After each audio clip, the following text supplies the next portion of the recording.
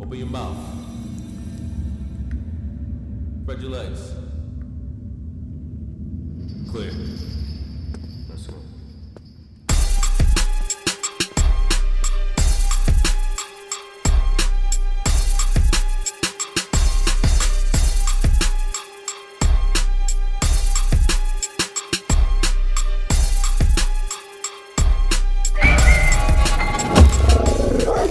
What up, what up? You already know it's your boy Pistol Pete. Welcome back to Dog in the Yard.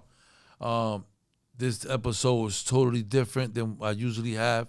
Today we have a female in the building. You know what I'm saying? TJ. Did some fat time. Came from a good background.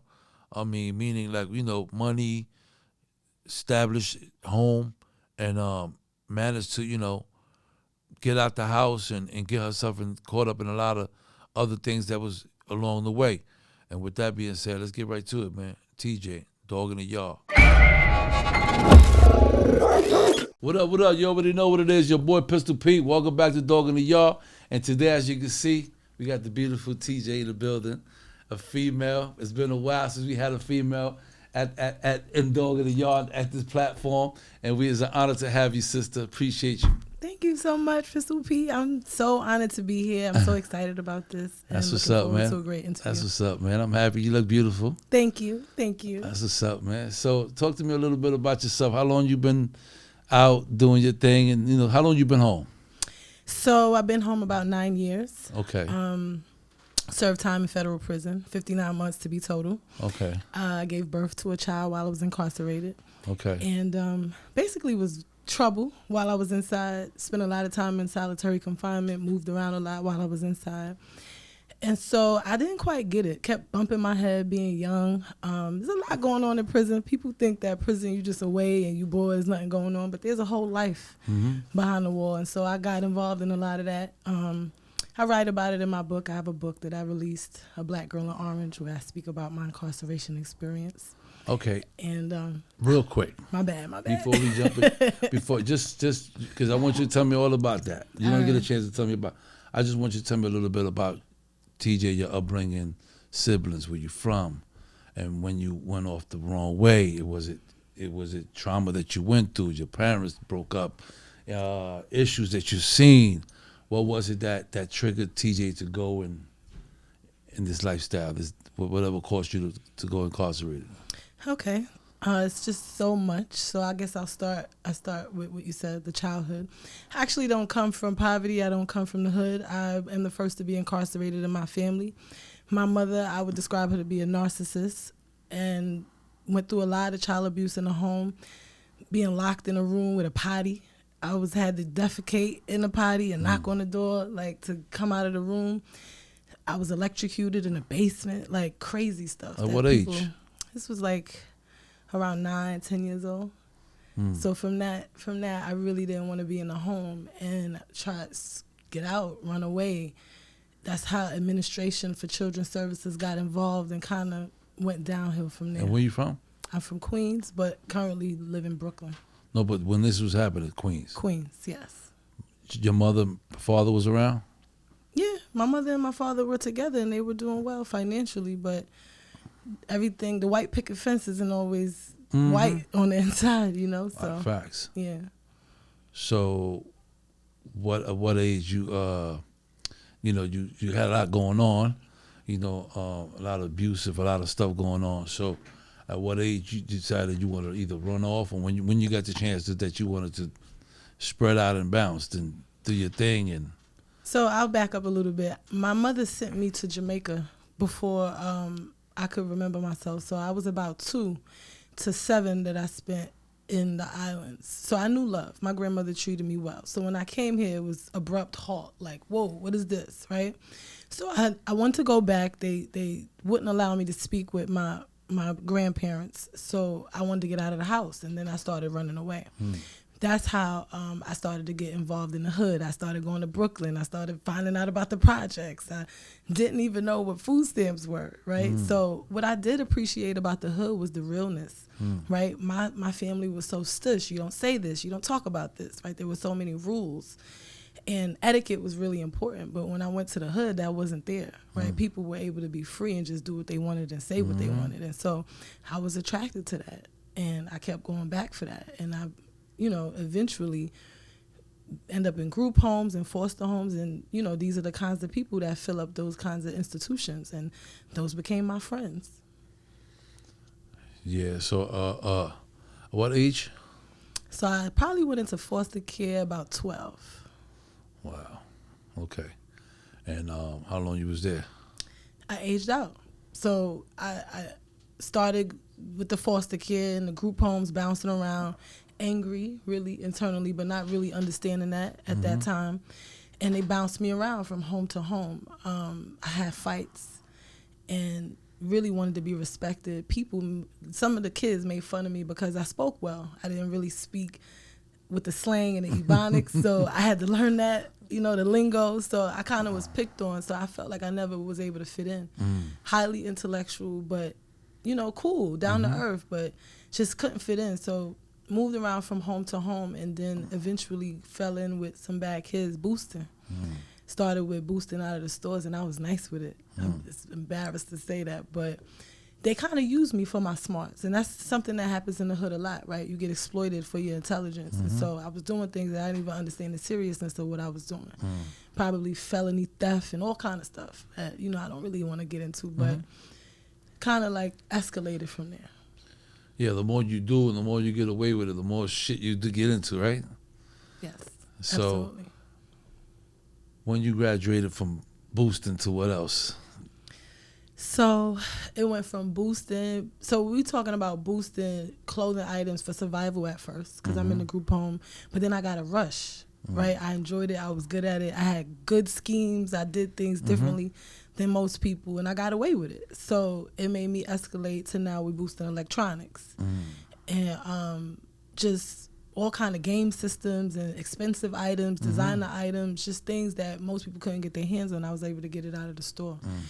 And so that attracted me to people that, again, I didn't know it at the time, but was using me for being able to do that and get away with it.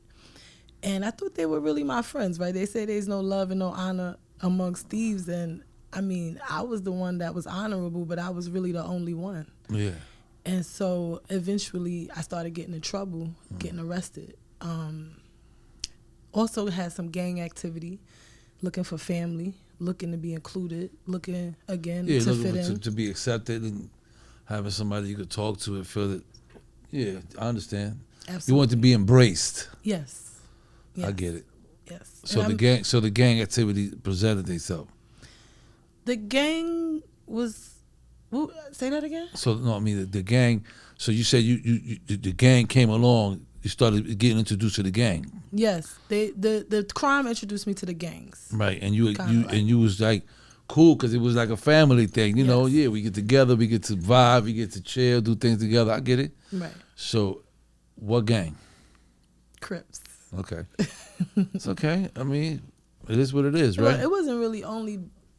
They were the first ones to approach me. It didn't really matter to me what gang. It was just you being wanted accepted. you wanted to be accepted. Period. Yes. You didn't care about what gang or what, and that's what usually happens when the child is like lost and they having issues through home and through changes and all that. Definitely. You want to look for that love and all that somewhere else. Yeah, definitely. I get it. So now you how old? In the gang, maybe about 14, 15. Okay. And how that make you feel? Like, what went from there?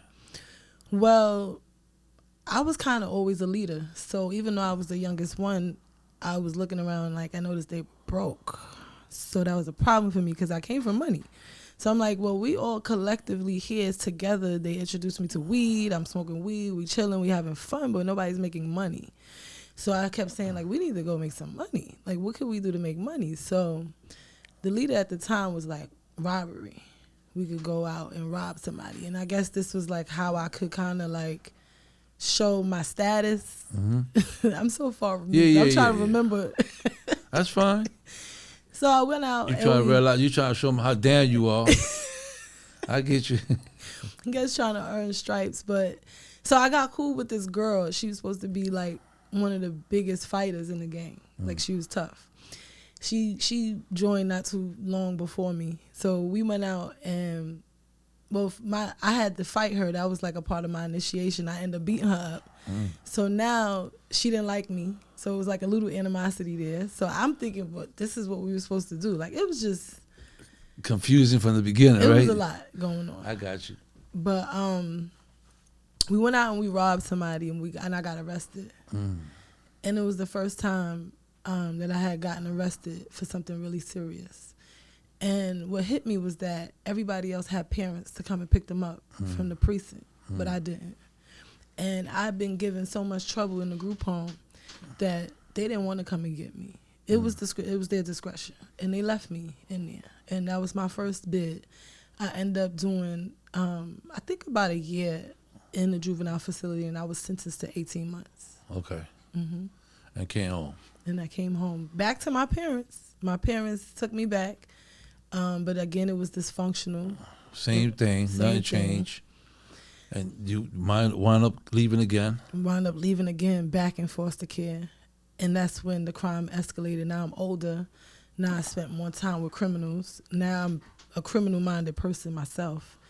And had the lingo, the swag, all of that. Like, and then I kind of got into the materialistic stuff, right? So I seen that people would gravitate to people who had jewelry and Gucci, and my family had real wealth, so they weren't materialistic. They had other property and things like that. I didn't understand. Their goals is different, way different.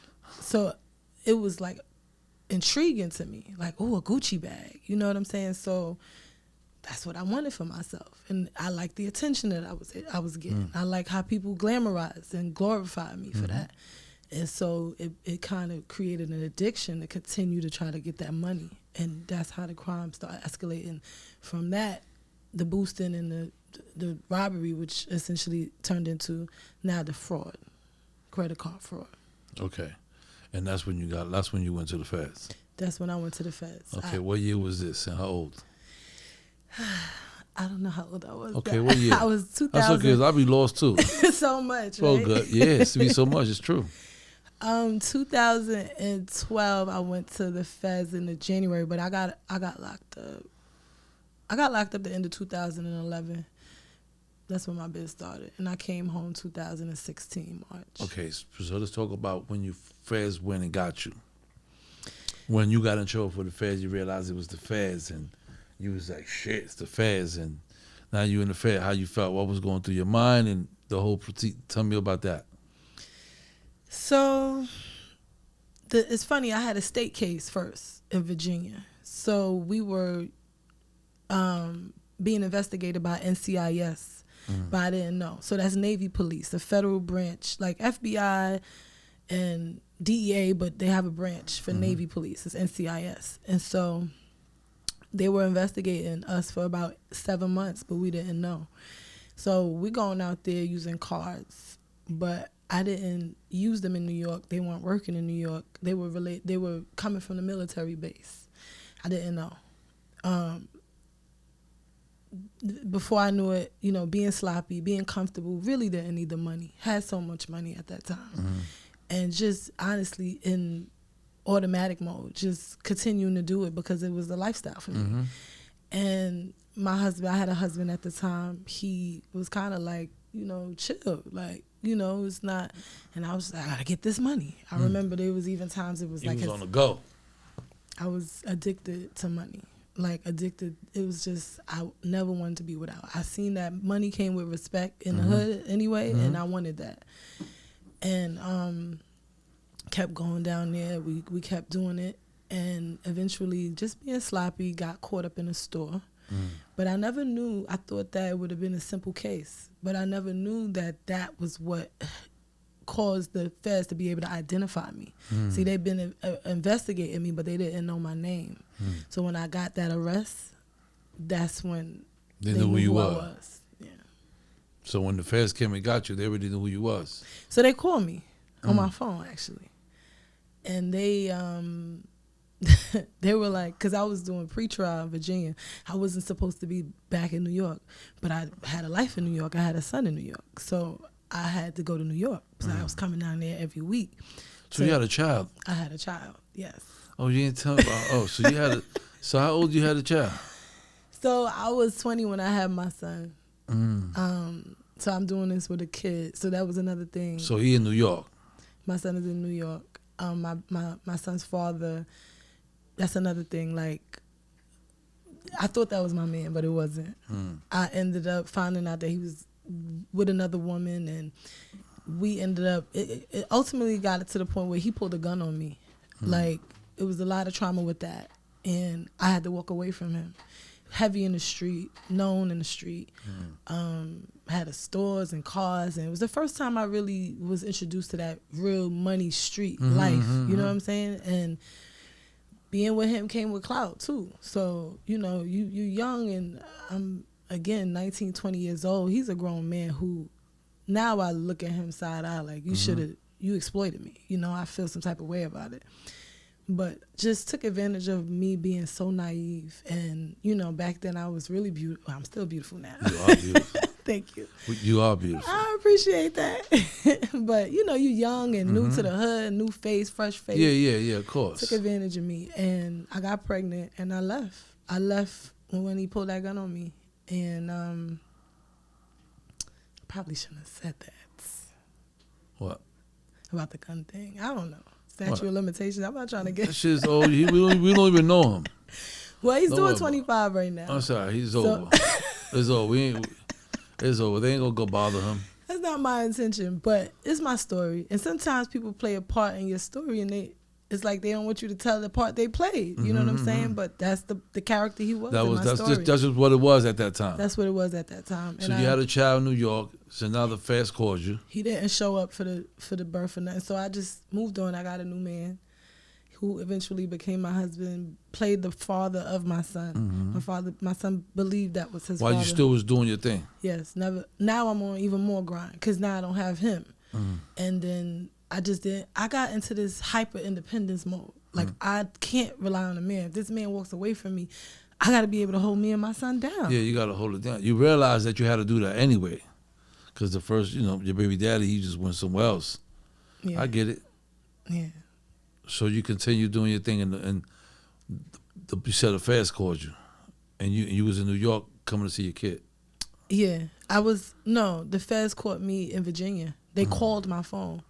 I was down there I was down there reporting to the pretrial for the case that I had gotten caught for. And I was on my way back to New York. They called my phone. They said, you don't need to be going back to New York. You have a federal indictment. I said, excuse me, is this a prank? They said, no. We know that you just left your pretrial office. We weren't able to make it there on time. But you could just meet us, and we could make it simple. And I remember being with my husband at the time, and he was like, tell them tomorrow. You don't have to go in. You just going to go into the jail tonight. Just tell them tomorrow. There's no court open right now. So I said, you want me to tell the feds tomorrow? Like, what's wrong with you? But I listened to him, and they said, okay, tomorrow. We're going to meet you at the federal building. They don't care as long as you coming. That's what I learned, right? It's facts. Through my experience. So I turned myself in the next day. I didn't sleep a wink. I couldn't believe it. Like, my whole life changed in one phone call. And eventually found myself in federal prison. So how was that? How was your first day? You was confused? They called you. You didn't know what you was in jail for, or you had an idea? I mean, what was the process? So I was out on bail for a while, fighting my case back and forth, Virginia, New York. It was credit card fraud. Credit card fraud. Okay. But with the feds, they have mandatory minimums. So it just kept getting worse because I wasn't copping out. So they would like find a new charge or find a new stipulation, find more money amount. Like, I had to take a plea to cap it because then they wouldn't prosecute me anymore. So initially it was like 24 months. Then it was like 36 months. And then they came back with a 24-month mandatory minimum. And I was like, I just need to take a plea. There's no way around this. Yeah, there's no way around. Yeah. So I took the plea for 59 months. And I was pregnant at the time, too. That was tough. Yeah. Tough, young, 21 years old?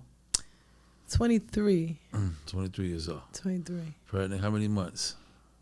Well, by the time I went in, I was about 7.5, 8 months. So the feds wrapped it up real quick, maybe 3 months. Yeah. It didn't take long at all. Yeah, they handle business real quick. Real Make fast. sure you good. You was on your way. They do all their homework while you're being investigated. So by the time you get picked up, it's over. It's over. Yeah. That's why that's where the how you call it, the conviction rate is high, because they do their homework way before they come get you. So by the time you get you, I always felt like the feds, when they come get you, it's like you guilty or to proven innocent. Yeah. You know, it's not like the state. The state, you innocent to proven guilty. When they come, the feds get you, it's like you guilty. You got to prove your ass business. That's true. You know what I'm saying? I never thought about it like that, but it's true. You know what I'm saying? So, because I was in the state and I was in the feds, so I know how that shit is. I know Both? You did both? I didn't know that. Yeah, so I already know how they do it. So, you went in. I went 23 in years old, pregnant. Mm-hmm. What they do with? They put you in a regular jail? Regular jail. I was in MDC Brooklyn. Pregnant with all the women and all that? But they were wonderful to me. When I wasn't afraid, but I was not sure of how they were going to treat me, right? Are they going to take advantage of me? Like, you go into prison, you don't know what it's like. But they took care of me. Those women were nurturers. They gave me commissary to hold me over. Make sure you was all right. They made sure I was. It was a different vibe than what you expected. 100%. So how long you was at MDC? Couple of months. They didn't want to move me until after I had the baby. Security. Risk. I was too far in my pregnancy. Yeah. Yeah. Okay, so you had the baby while you was at MDC.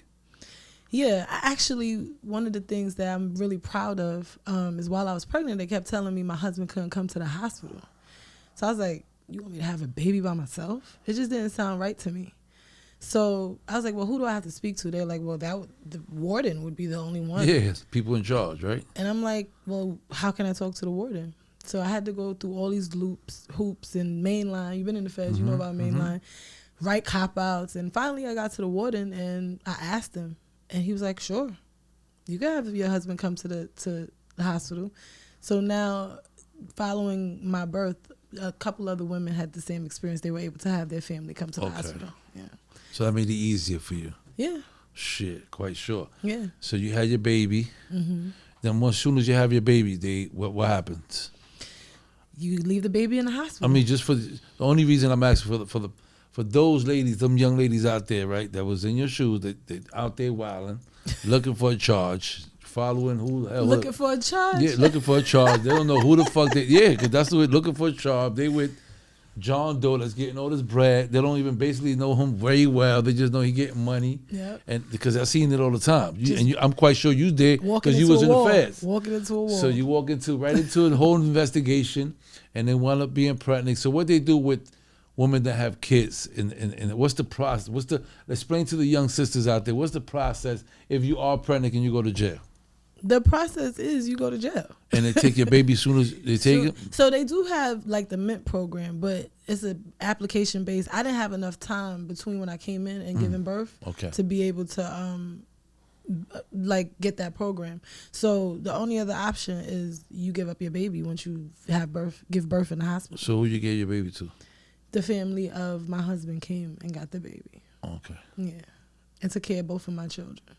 Wow. Thank God for that. Listen, I met women. That's one of the things I do now is advocate for parents who are impacted by the justice system, because I seen women lose their kids for having like a 4-year, 5-year bid. Their kids are adopted. Name change. Like, because they ain't have nobody hold their kids down. Yeah, that fucking sucks. Yeah, that happens all the time. That's sad as fuck, and this sucks. So you had the baby. You gave it to your husband's family. Yeah, I mean, I realistically was relying on my husband. To be truthful, I wasn't even getting along with his family, and we were beefing. And I'm like, they want to take my baby. I didn't even want my baby to be with them. Yeah. But I'm a Christian and I believe in God. And when I say that, I think that God uses people around you that you might not even like in my case, right? And it worked out for my good, because I could have lost my kids if they didn't hold my kids down. Absolutely. But I didn't see that at that time, Yeah, angry. you was upset and being young, ignorant and shit. Like, Basically. man, fuck them. I ain't getting along with them either. What the fuck they want to come get my kid? Basically. But basically, they have really helped you because the kids ain't go to the system. I'm grateful to That's this what I'm day. saying. It came with a lot. I ain't Yeah, gonna it came make with a lot. seem No, like it of didn't course come with a not. lot. It comes with a lot, but it was done. So, how much time you took? How much time did I serve? That you served? So I lost a lot of good time. Out of the 4 years and 11 months, I probably served 4 years and 9 months. Okay. Or 8 months. Why? Fights. But you was a nice girl. You came in. You No, was who getting told you love at the that? beginning. Who told you Everybody was that? great. So then what happened? So the first thing I started gambling. I got in there. Wrong thing to do in jail. I didn't know that. Nobody told me that. Oh man. That's why we telling these stories so people can learn. Facts. So they can know that you don't gamble in jail. First, don't go to jail. And if you do go to jail, don't gamble. Don't go to jail. Facts. Don't go to It's jail. not worth it.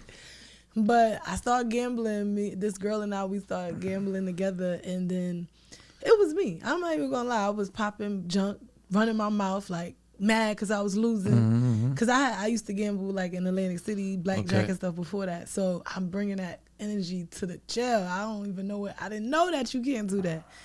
So the girl got tired of me running my mouth, and she was like, "You're not getting nothing." And I was like, "You're not giving me nothing. What you mean you're not giving me nothing?" So I always had a little heart, like feisty. So I said, "You don't have to give me nothing. I'm going to take it." So I go thinking I'm marching my way to her cell, and she stopped me, like got in front of me, and I put my hands on her. And we started fighting, and that's the first time I went to solitary, the shoe. So I'm sitting in the shoe like, oh my God, how did I get here? Wow, what the fuck is this right here? You ain't got no books. You ain't got nothing No, going we had on. books. Oh, We yeah. had books. They gave us Damn. books. Y'all get books? No. Fuck no. They give us books like 3 days later. No, They want to people make look out sure for that you. we was good first. Like, you good? Like, feel that shit first. Like, I guess they do that with us. Like, feel it first and then we get the books later. They felt so bad for me, those women, because I'm walking down that corridor is like dimly lit. It's like everybody hanging on the bars looking. They looking like they've been serving decades in there. And I'm like, they're like, "You got soap? I got you, Ma. Like, what you need?" And I'm like, "Oh my God, what did I do? I need to get out of here. I really like. So how much time I you played serve in the myself. box? That first time, not long, probably like 2 months, 2 to 3 months. That's a lot. Nah, Any fucking day in the box is a lot.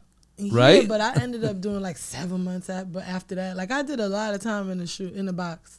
A lot of time in the box. So you was getting into mad altercations. Different stuff. Fights. Then another time I was trying to make hooch. I was making hooch. How you do the hooch?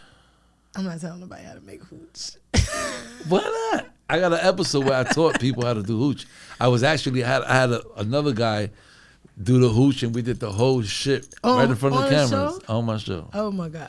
So the hooch was the fruit. So you're making me go What back. y'all do? I can't Y'all even think. get drunk in the weekend? What y'all girls Well, do? I never was drinking it. I was trying to get money. So it was because You was still hustling. The jail was closing. I was scared. I knew how to make money in that jail. I wasn't the type to call home and get no money from nobody.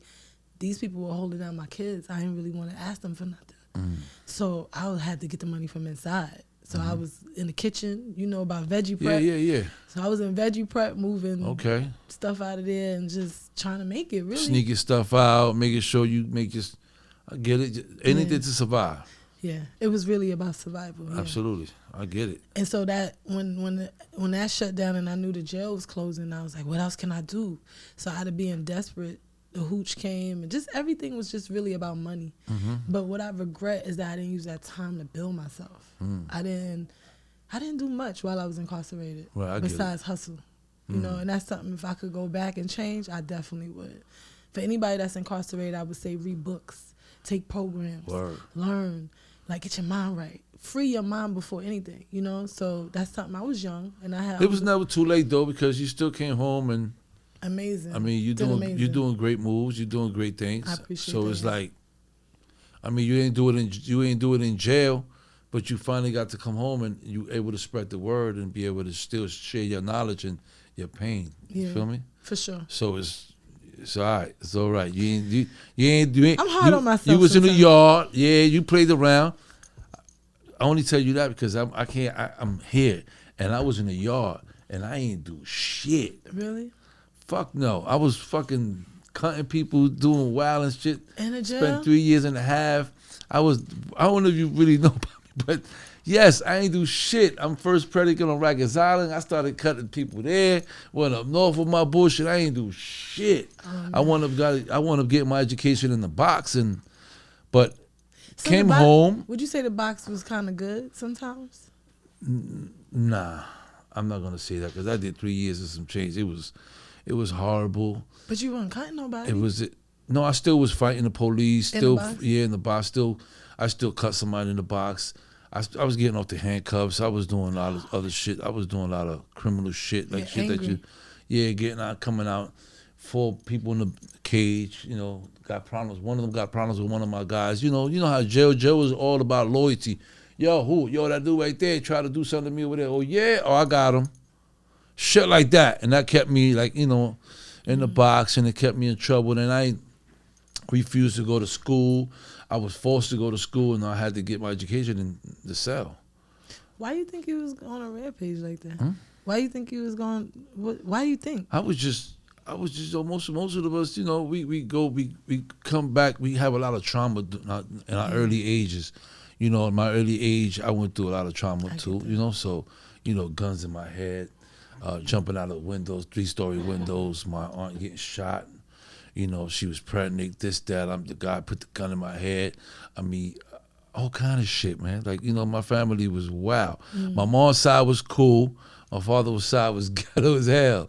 You know what I'm saying? And it was all criminals and fugitives. And So it's what you was taught. yeah, so it was just like, hey, I am, I'm nice, and people love Pete, and Pete got a great heart. But it was just something that, I went to jail, and it was like, this guy here turned up crazy. All the older guys was like, yo, Pete, you hear about Pete? Pete's wilding. And now I think about all these things, and I'm like, fuck, I did all this shit? I can't even believe it. It's the same way that's I feel the tattoos. same I'm way. tatted the fuck up, and they be like, You don't like Pete, it? they want to give me tattoos for free. Oh, Yo, the best tattoo guy. Yo, I want to tattoo you. I'm like, yeah, thanks, brother. I'm good. You over it. And you over Yeah. it. It gets So, like I that. grew out of that shit. You know what I'm saying? So I just be like, You but- regret your tattoos?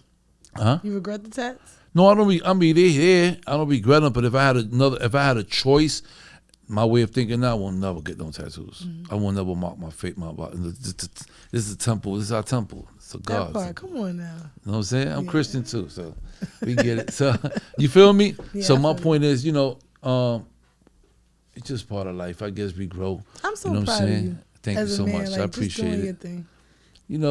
I came a long way. Yeah. I You can know, see so that. you sitting here, it's like I cannot judge you, sister. Same. Even if you never went this, that, you didn't do this, that, you here today. And the That studio is means beautiful. I give you your flowers today because you here today. You Appreciate feel me? And we came a long way. Definitely. You know what I'm saying? So only we could relate to that. You know what I'm saying?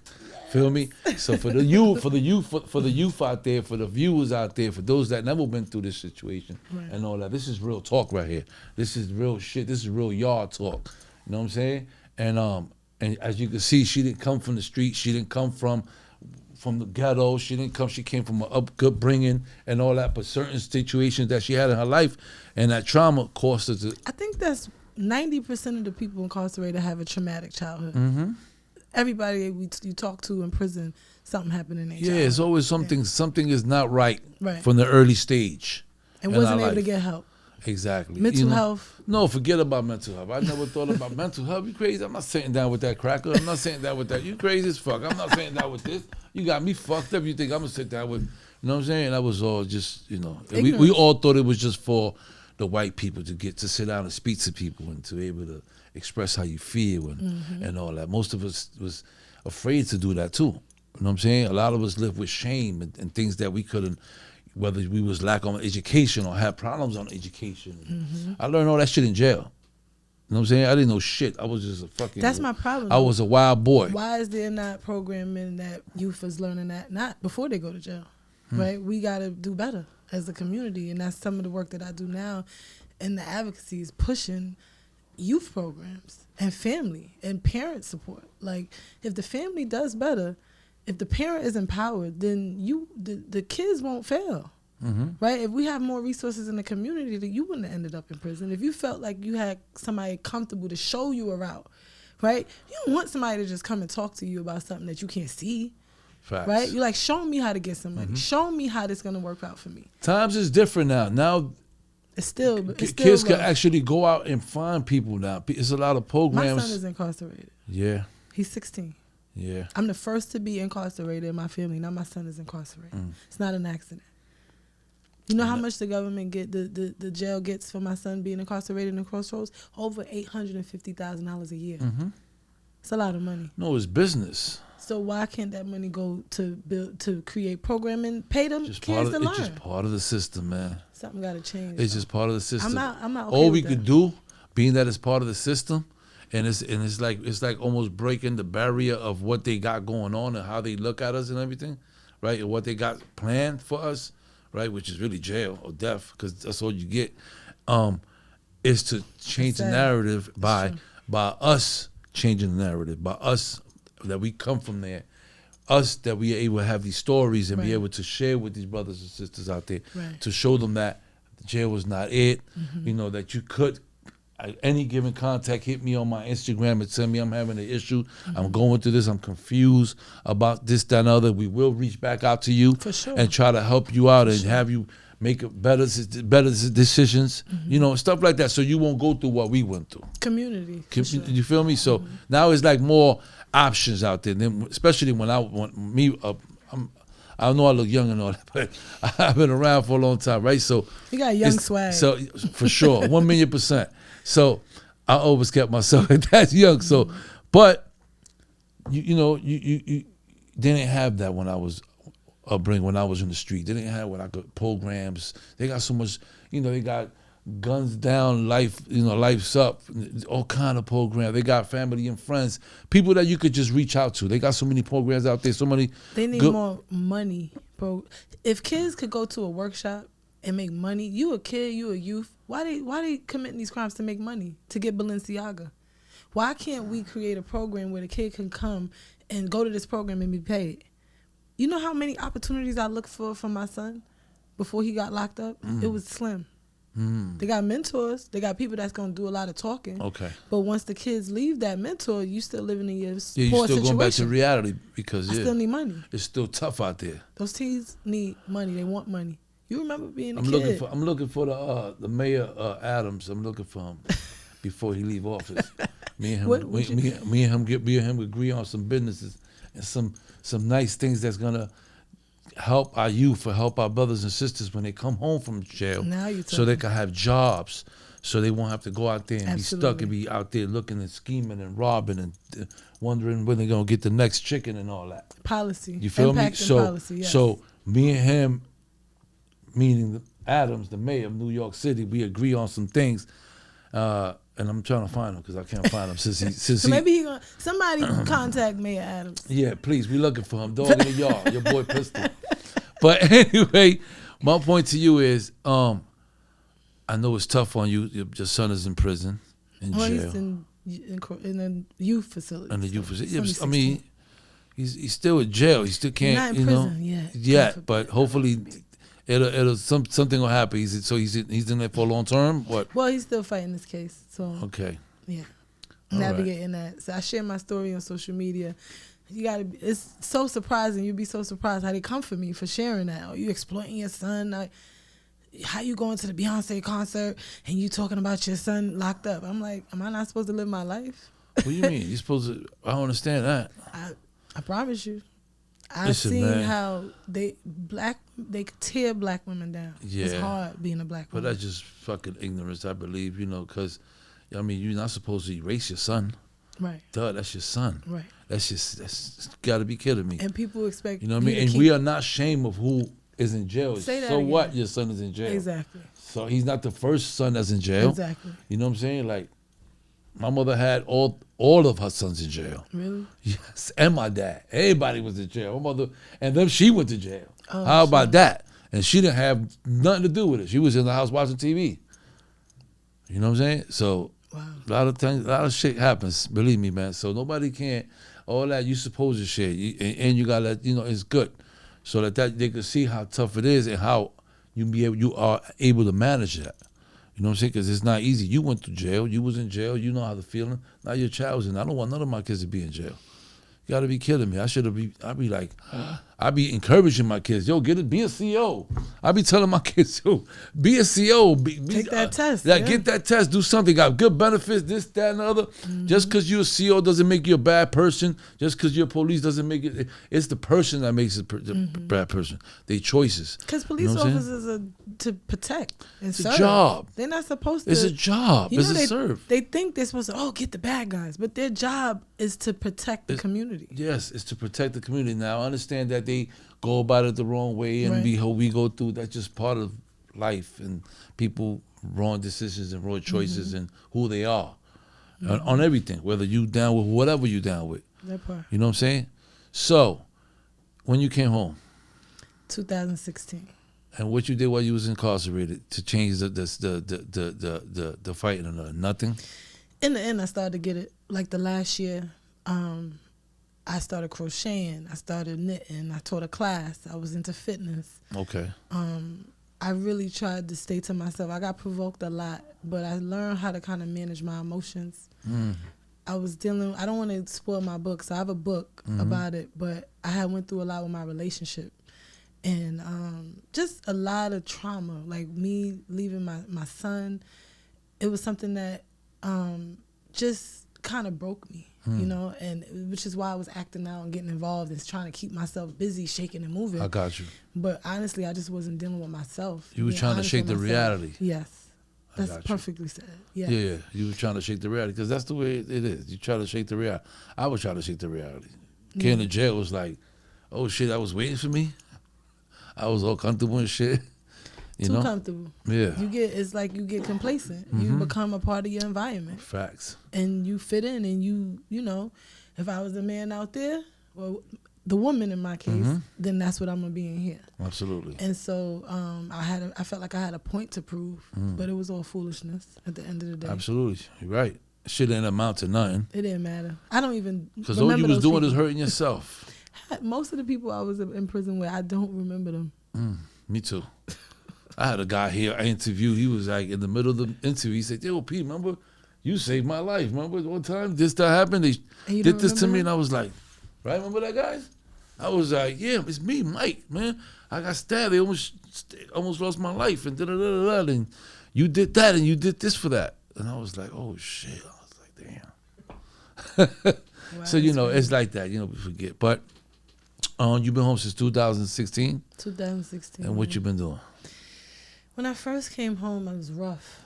I didn't fully know what I was going to be walking into. You think you got it, right? If nobody doesn't tell you, you think, oh, I did that, you know. But I didn't realize how much I suffered psychologically, how much PTSD I had. Right, I was aggressive, and I didn't even know. So people would shy away from me, and I didn't understand why. So one of my You friends, don't even look like that type, though. You spoke speaking and no, that's who I am now. beautiful looking and hey and hi. Shit. It took work to be this girl. I took etiquette classes, all type of personal development books. I'm still working on me. I didn't want to be that girl. That's right. I would fight me. Proud now. of you, man. I'm happy. Thank you. That's what's up. Thank you. It took a lot of work. Working. You can't think you've been incarcerated and leave prison and you don't work on yourself. You need mental health treatment, therapy, right? I needed somebody to be a sounding board. I needed to take communication classes and skills, and I was on YouTube trying to figure out how to find me, right? Being self-aware and just learning more and more about myself. I realized I didn't even want to be by myself at one time. Right, I didn't even want to sit with myself too long. I wanted to call somebody and go somewhere. Now I just love my own company. Right, that's when you find peace, and it's a healing journey. And the reason why I'm so proud of who I am today is because now I'm able to reach back and help people who are now transitioning out of prison. Right, I'm able to like talk to them and say, I know about the yard. I know about solitary. I know about losing my kids. I lost my kids when I came home. I fought for 2 years to get my kids back. There's nothing that you could tell me that you're going through that you can't overcome, because I've been through it. Talk to them. And they see me a little differently, and they're like, okay, Facts. this girl could be polished. She could speak well. She could I went to school. I'm going back to school. I want to be an attorney. And I say that. Like, those are my goals. I believe I can do that. What do you believe you can do? Fuck yeah. People don't think that people go back to prison because they don't believe they can do it. Mm-hmm. They don't see an opportunity. They don't see their future that way. So it's almost like changing that perspective. Like, you are valuable. You just made some bad choices, and it's not all your fault why you made those choices. Mm-hmm. It's the hand you was given. So when I let them know that, I'm able to birth like transformations. And that's why I don't regret anything that I've been through. No, it's all knowledge. And now you're able to share your knowledge. Yeah. You know what I'm saying? Hopefully we can change 2 or 3 lives out there. I think your platform is gonna change much more than that. You know what I mean? Well, that's all we need. We need brothers and sisters out there to really, really look at what we went through and what our transition and say, wow, I don't want to go through that bullshit. Mm-hmm. You know what I'm saying? And find there's other ways, and there's a lot more help in this time and era than before. Yes, this is true. So that's the benefits that they got now. You know what I mean? From when I back in the days, they ain't have shit but a bunch of abandoned buildings. Mm-hmm. You know what I'm saying? So, what else you doing? So, right now, I have a whole bunch of projects. I am in a preschool to prison film. It's on Amazon Prime. So we travel around the country talking about how the educational systems actually funnel prisons, right? Teach you how to basically operate in a prison. And it's a film where I talk about my story and professionals. It's produced by a woman, Dr. K. She was a mentor to me. It's doing extremely well. I also have my book, A Black Girl in Orange, and the second one should be dropping this year, a couple of months. Okay. Hopefully we get a copy. You can have it up here. Okay, I'll send it. I should have brought one. So we can, I'm sorry. Yes, so we can share it and we can let people know where to get it from. I'm so sorry. But it's on Amazon. Okay. A Black Girl in Orange. I'm also a consultant. I go into organizations and I train. I have workshops. I work for the Fortune Society full time, where I oversee a workforce development program for women. I teach women how to transition back into the workplace from prison.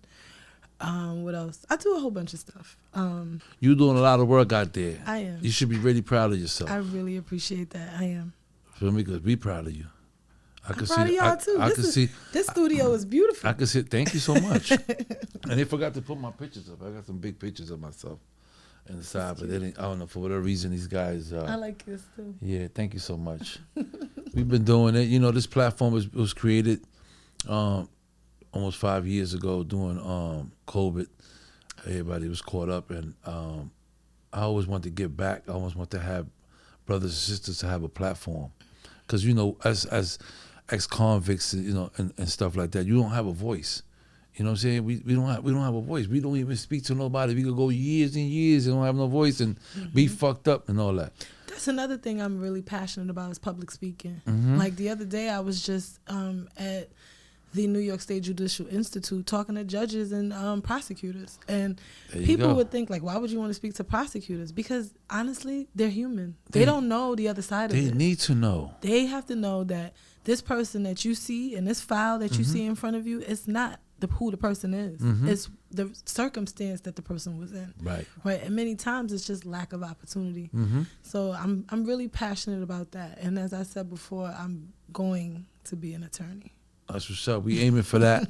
You already know. So anywhere else they can find you at, for any information, anything that they might need that you could, anything you want to share? Yeah, sure. So my website is tjvulcain.com. You can also find me at tjvulcain on Instagram and TikTok. On LinkedIn, Tiffany Vulcain. And my last name is spelled Vulcain. TJ. TJ in the building. So what's up, y'all? that's right. In the building, in the flesh. Here she goes. So TJ, man, I'm so proud of you, man. Keep doing your thing. Thank you. You know what I'm saying? Or anytime you want to come up here and pull up, share anything with me. We gotta get some more women on here. So we're gonna need you then. So you need to be. I We need you to help us out. Get some good stories out here so we can share this with the sisters out there with that's going through it, and you know, and Absolutely. And you know, women, incarcerated women, I don't know if you know, we don't get as much support that the men get, right? So that's why I'm pushing this initiative. Like, women are going through it, and we are the ones that keep the household together. facts. So it's like, you could leave the woman with the kids and everything is still going and come back. Imagine if the woman leaves, what happens to That those shit kids? is tough, man. Yeah, people don't You know realize what? People that. don't realize that shit. That's a fuck. You know, that's a. Whatever you want to do on my platform, you're more than welcome. Like, you wanna come up here. Anytime you wanna come up here and speak about anything that's gonna benefit you guys, meaning the females, especially incarcerated. I appreciate that. I'm with it because I understand, and I understand that it's real. That is, and it's true though what you're saying though, because I really think about, like, we all worry about the guy went to jail. Oh, the nigga went to jail. Oh yeah, this nigga went to jail. Everybody, yeah, that's cool and everybody. But what about the female when she goes to jail and she loses her kids and she loses her household and all the shit that she has to, all the trauma that she goes through and all that. It's traumatic for the entire family. Yes, it's hard. And men, you know, men, it's hard for a man to hold kids down. You know 1,000,000%. So I mean, you know, shit. Believe me, I got it. It's hard. You could be ha ha he he for a little while. After that, you like, mom, we just. I get it, man. You know, I get it. But he's so down to earth. you know, you too, TJ. You appreciate beautiful, that. man. You don't Thank even look you. like you did one fucking day in jail. You. I'm like, what the fuck? This girl here all focus and shit. It took work. I was wearing that prison. I'm telling you, I was wearing it. You was wearing it, huh? I didn't want that. Look at her, man. I was intentional. Come on, man. Be proud of you. Yes. You hear me? Proud of you. I Keep doing your appreciate thing, TJ. We Thank here you. for you. We love you. We appreciate you for free. I take You know what I'm saying? And we here to support you. We give you your flowers. Make sure you don't forget about us. We're definitely gonna. Absolutely I'm gonna not. definitely holler at CK. Make sure that you get some good females in here so we can interview them and let them hear them. Thank you. You know what I'm saying? That's what it's about. This platform is not only for the guys. Thank God. You know what I'm saying? Thank So, God. with that being said, you already know it's your boy Pistol Pete. Thank you, TJ, for coming on to Dog in the Yard, and we out of here. You already know your boy Pistol. What up, what up? You already know it's your boy Pistol Pete. Welcome back to Dog in the Yard. First and foremost, I want to thank my beautiful sister TJ for coming through. Appreciate having you. It was different. I haven't had a female come through in a while. So it was a pleasure having you. Keep doing your thing. I'm here to support you. The platform is here to support you. And we're going to definitely do great things later on in the future, man. And with that being said, your boy Pistol Pete, Dog in the Yard.